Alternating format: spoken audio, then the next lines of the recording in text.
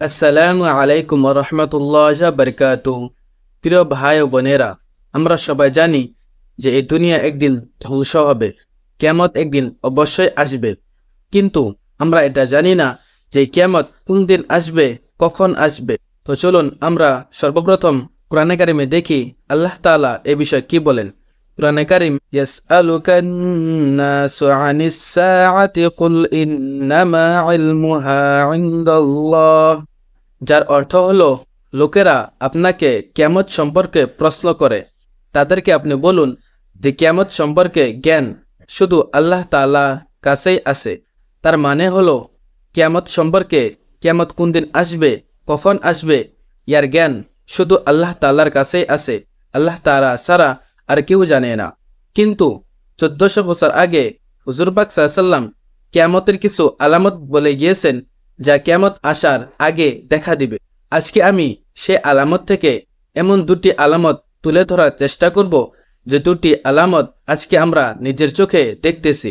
তো সেই জন্য নিজের ইমানকে জাগ্রত করার জন্য এবং নিজেকে সতর্ক করার জন্য ভিডিওটি শেষ পর্যন্ত দেখার অনুরোধ রইল। তো চলুন বেশি কথা না বাড়িয়ে আমরা প্রথম আলামতের দিকে যাই।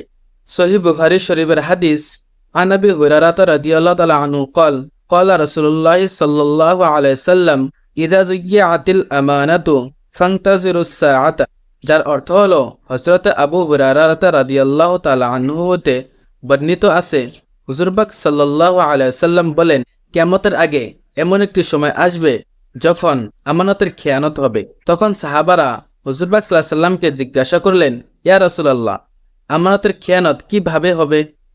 তখন হুজুর পাক সাল্লাল্লাহু আলাইহি সাল্লাম বললেন, আমানতের খেয়ানত ওই সময়ই হবে যখন অযোগ্যরা ক্ষমতা নিয়ে বসে থাকবে। তার মানে হলো যখন অযোগ্যরা ক্ষমতায় থাকবে তখনই আমানতের খেয়ানত হবে। আজকের সমাজে আমরা ভালোভাবে দেখতে পারি, যেগুলো বড় বড় পদ আছে সেগুলো বড় বড় পদে অযোগ্যরা বসে আছে। আজকে যদি আমরা মসজিদের কমিটিও দেখি, সেখানেও অযোগ্য দিয়ে ভরপুর রয়েছে। এমন এমন মানুষের হাতে মসজিদের দায়িত্ব রহিয়াছে, যাদের থেকে অনেকেই সুদখোর এবং ঘুষখোর। আমাদের দেশে সমাজে সবখানে যেগুলো বড় বড় পদ আছে, সেগুলো পদে অযোগ্য এবং অশিক্ষিতরা বসে আছে, যার ফলে আজকে আমাদের দেশে এত বেশি দুর্নীতি ও সুদখোর দিয়ে ভরপুর রহিয়াছে। তো চলুন আমরা কিয়ামতের 2 নম্বর আলামতটি জেনে নেই। সুনানে আবু দাউদের হাদিস, হুজুর পাক সাল্লাল্লাহু আলাইহি ওয়াসাল্লাম বলেন, লা ইয়াতিয়ান্না আলান নাসি জামানুন ইলা আখির, যার অর্থ হলো শেষ জামানায় মানে কিয়ামতের আগে এমন একটি সময় আসবে যখন সবাই সুদ খাবে। এমন একজন মানুষ পাওয়া যাবে না যে সুদ খায় না। তো আজকের সমাজে আমরা যদি ভালো করে লক্ষ্য করি, তাহলে দেখতে পাবো কিনা বেচা থেকে দৈনন্দিনের জরুরতের বস্তু কিনতে গেলেও সেখানেও সুদের সম্পর্ক রহিয়াছে। আজকে আমাদের সমাজে আমরা যে রাস্তায় যাব সেই রাস্তায় সুদের কোনো না কোনো ভাবে সম্পর্ক রহিয়াছে।